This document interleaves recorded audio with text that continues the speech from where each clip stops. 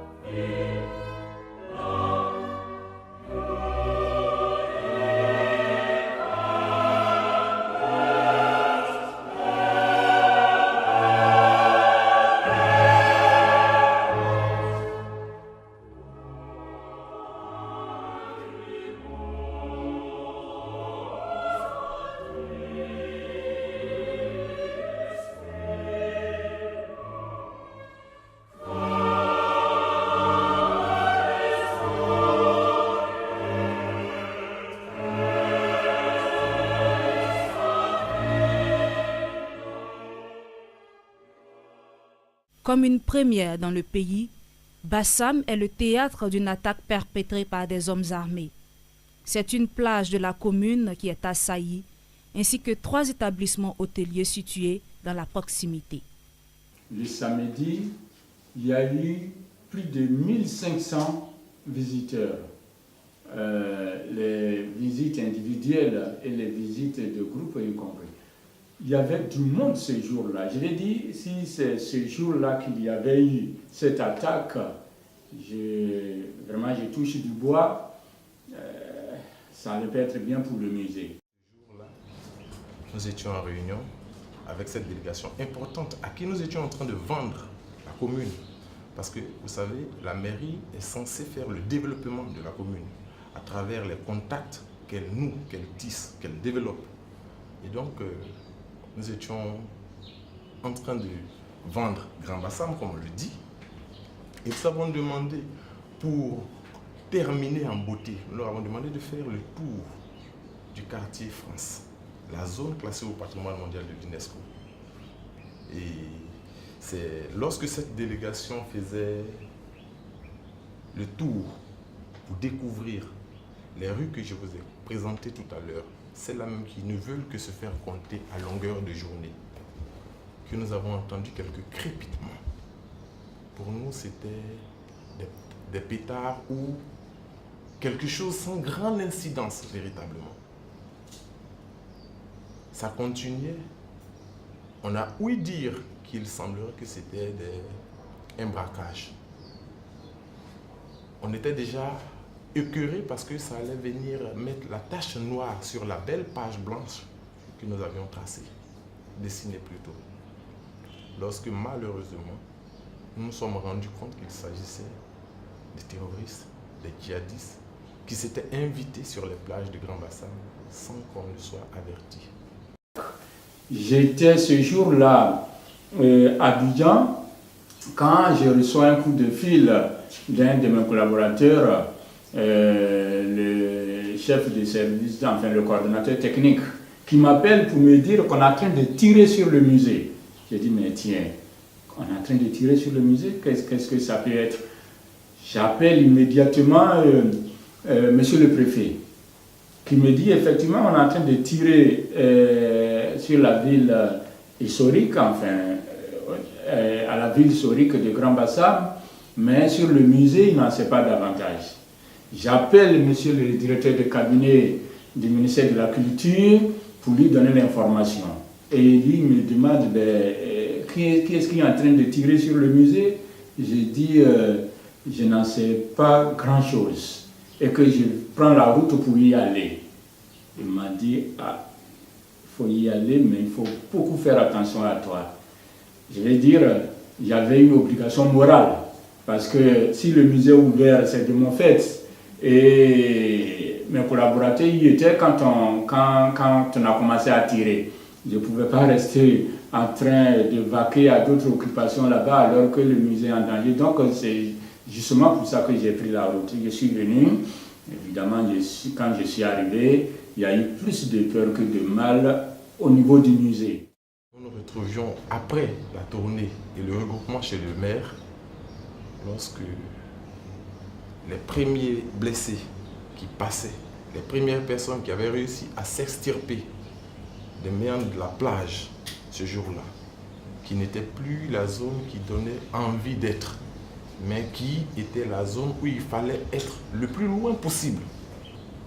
Et après, nous avons commencé à voir la tragédie qui s'était passée là-bas. Les corps qui sortaient, les blessés qu'on conduisait à l'hôpital. Nous sommes rendus à l'hôpital. C'était écœurant, c'était triste, c'était sombre. Grand Bassam venait d'être frappé, en plein cœur. Mais ce n'était pas Grand Bassam qui était visé, c'était toute la Côte d'Ivoire. Parce que souvenez-vous, Grand Bassam est la mère de la Côte d'Ivoire. Évidemment, la confusion est grande après les tirs entendus. L'angoisse et la peur se lisent sur les visages. Qu'on soit client d'hôtel ou vendeur aux abords des plages, l'on cherche coûte que coûte à sauver sa vie. Nous étions en train de travailler paisiblement, on a entendu le bruit d'un pistolet. Et on s'est dit que c'était un braquage. Donc on n'a pas pris ça au sérieux. Mais après on a entendu 2 coups de tir. Donc là on a su que c'était pas un braquage, c'était quelque chose qu'on ne veut pas imaginer, comme une attaque qu'on ne veut pas imaginer. Donc chacun a essayé de s'échapper. On avait des clients qui étaient au restaurant, qui étaient en train de manger. Ils ont laissé même la boisson, la nourriture. Nous-mêmes, on est en train de faire le service. On a juste balancé les bouteilles, les verres. On essaie d'échapper pour essayer de se mettre à l'abri pour éviter les balles. Une de mes clientes, là, elle a dit qu'elle avait un foulard. Quand elle a dit qu'elle avait un foulard, ici, parti lui donner un foulard. Elle a dit foulard, là, ça ne lui plaît pas. Elle a dit ça ne lui plaît pas, qu'elle de changer. Quand il a changé, quand il a donné d'eau, c'est ça, ils ont commencé à tirer derrière moi. Sinon, si elle avait pris, il venait m'asseoir. Il venait m'asseoir et puis, quand ils ont tiré, mais moi-même, je me suis dit que c'est l'anniversaire d'aujourd'hui, ça a chauffé, hein, qu'il est venu voir. C'est ça, il y a un monsieur qui a sauté, clôture, il dit, ma chérie, il faut courir, il faut courir. Il faut courir, ça, c'est pas l'anniversaire. Hein. Et puis, il a continué, lui, à mettre, je suis sorti. Il tirait sur tout ce qui bougeait. Il tirait sur, que ce soit les blancs, que ce soit les noirs, il tirait sur tout le monde. Sur tout le monde. Ils sont même rentrés dans le restaurant, puisque le grand restaurant, c'est sur côté plage. Ils sont rentrés dans le restaurant, ils ont essayé de tirer sur des personnes qui étaient là. Et heureusement, chez nous ici, il n'y a pas eu de clients qui étaient touchés. Quelques minutes après le début de l'attaque, les forces spéciales ivoiriennes interviennent. D'après les témoignages, l'affrontement fut de courte durée, mais le bilan est quand même regrettable. Une vingtaine de morts et plusieurs blessés. Le bilan pourrait être plus lourd car des disparitions sont signalées et selon des témoignages, les djihadistes auraient ouvert le feu sur des personnes en train de se baigner. Le soir du 13 mars, l'attaque est revendiquée par Al-Qaïda au Maghreb islamique dans un communiqué officiel. Un deuil national de 3 jours est décrété en mémoire des victimes ainsi que plusieurs mesures sécuritaires adoptées dès le lendemain de l'attaque.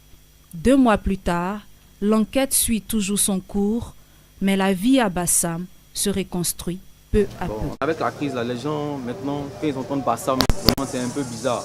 Vous voyez, non? Les matelas ne sortent pas trop. Depuis l'attaque, nous sommes on se prépare. Ça marche, comme il n'y a rien, tout comme ça. Donc, on se prépare en tout cas.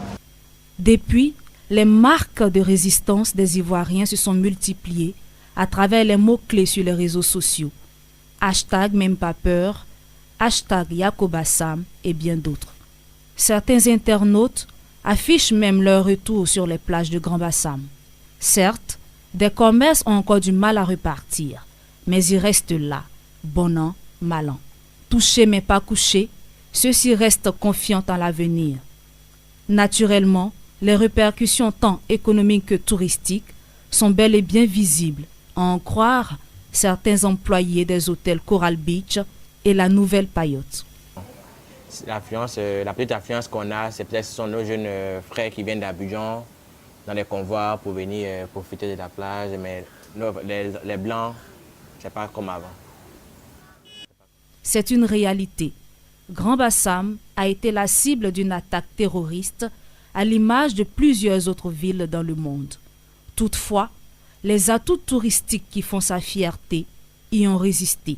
Ils sont là, intacts, prêts à accueillir de nombreux visiteurs. Cependant, plusieurs questions subsistent encore. Pourquoi le choix de Grand Bassam pour accomplir ce triste dessein? Quelle politique pour sécuriser la Côte d'Ivoire après ce drame?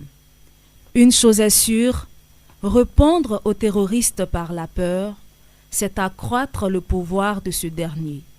Conscient de ce fait, autorités et populations de Grand Bassam sont plus que jamais unies pour redonner à la commune son allure coloniale et refaire de ses plages des hauts lieux touristiques prisés pour s'évader et sourire au monde.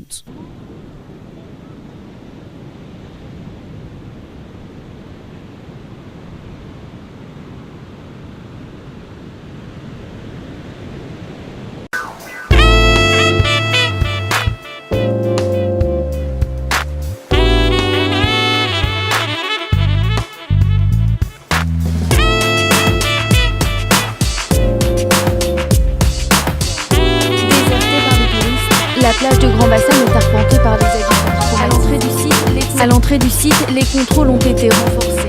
Chaque voiture est fouillée par...